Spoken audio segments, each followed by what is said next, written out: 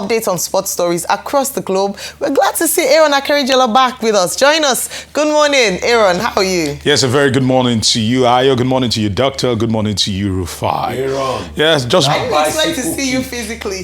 just passing through, literally passing through. Of course, we'll be touching down in Morocco probably later today ahead of the opener for the Super Eagles of Nigeria tomorrow. Absolutely. That bicycle kick. All right, since you've mentioned the bicycle kick, okay, so that not to disrupt the show, but let's start from the opening ceremony where once again superstar Davido and not forget the French Montana and super producer Red One headlined what they called the Le Show at the Moulay Abdallah Stadium in Morocco, Rabat, Morocco, for the opening ceremony to begin festivities of footballing greatness, I must actually say.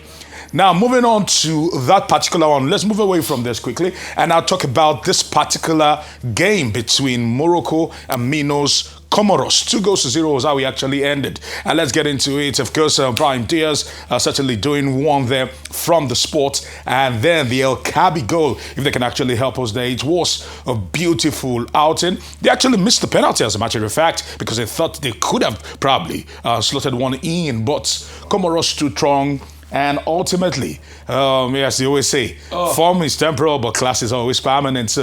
And Morocco just decided to pick Comoros apart piece by piece, and kudos to them. And they've actually signaled the intention to host and win. But what has been talked about since yesterday has to be this particular bicycle kick from El Kabi that has got people talking and contender for goal of the tournament as it stands right about now. So let's see how we'll be keeping our fingers crossed. More matches will be played today, but let's focus on what will be happening tomorrow. Remember the Super Eagles of Nigeria in Group C, and they'll be hoping to get off on the very fine foot when they take on the Taifa Stars of Tanzania tomorrow. Then on the 27th against Tunisia. And to wrap up things for Group C for the Super Eagles, on the 30th, it will be the game against Uganda. Let's press it even further because the Super Eagles are saying that this is war, according to Victor Osimhen, and they will be hoping to do that. But they've decided to mix the old plus a couple of rookies, some greenhorns, and you can actually see the likes of Salim Fargo, Tochi, Nadi, Sirio Dessers. He's a season campaigner with the Super Eagles, but this is his first AFCON. Akko Adams, who is also coming in. Of course, Ebenezer there, then not forgotten, Amas Obasoges, Fisayo Dele Bashiru, another season campaigner who is also getting to the Nations Cup for the very first time, Igo Ogbu and Mohamed Yusman. So the Super Eagles will be afforded the opportunity to probably field some of these newbies, and let's hope that maybe they might actually roll back the hands of time like they did with Sunday Mba back in the day, 2013 to be very precise, in South Africa, where he came into the tournament steaming and helped the Super Eagles win it. Who knows? Maybe one of these guys might write their name in history.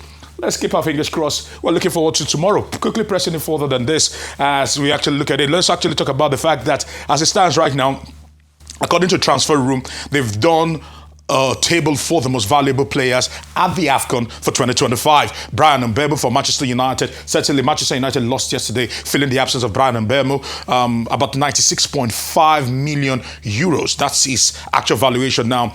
Our own Victor Osimhen is the second most valuable player, 95 million euros is his valuation coming into the AFCON. Let's see if the 26-year-old can turn heads. The last time out, goals were few and far between. But this time around, with the form he's brought into this tournament, we're hoping to hit the ground running with him. So we'll keep our fingers crossed. But as we actually even press it further, let's actually say that later on today, according to... Okay, before we talk about lunchtime good news, let's talk about the fact that the CAF president has signaled that there will be a massive money rain for the winners of the AFCON. As you can actually see there, you can see the progression over the years from 2000, where $500,000, when $500,000 was given for the winners in the year 2000, as against 2025, where $10 million will be given to the eventual winners.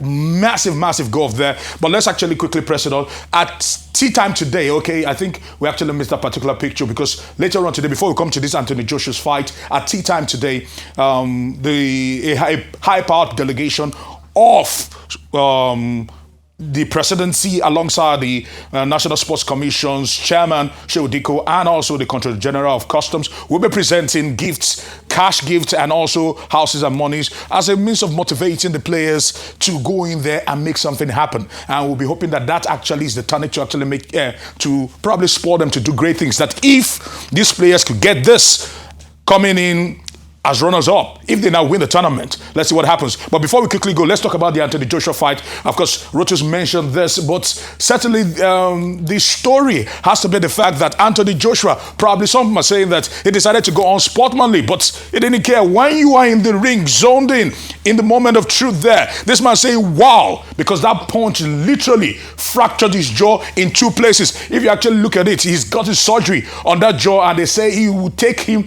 9 months to get to full 90% capacity of his jaw. If they can actually help us with that particular picture, that particular punch literally fractured the jaw in 2 places, here, as you can actually see, and here also.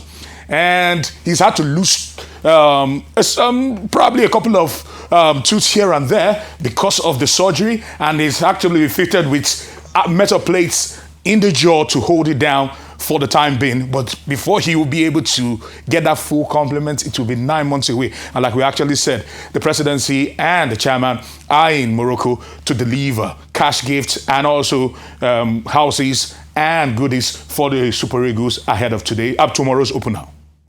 Okay, thank you very much. Always a pleasure. Well, we pray for Jake Paul that his jaws will heal, and that since he has promised to retire, he will not try professional boxing again and be rude to his superior. Anthony Joshua was not supposed to knock him out, but Anthony Joshua could not help himself. That's the unfortunate thing. It's good he did.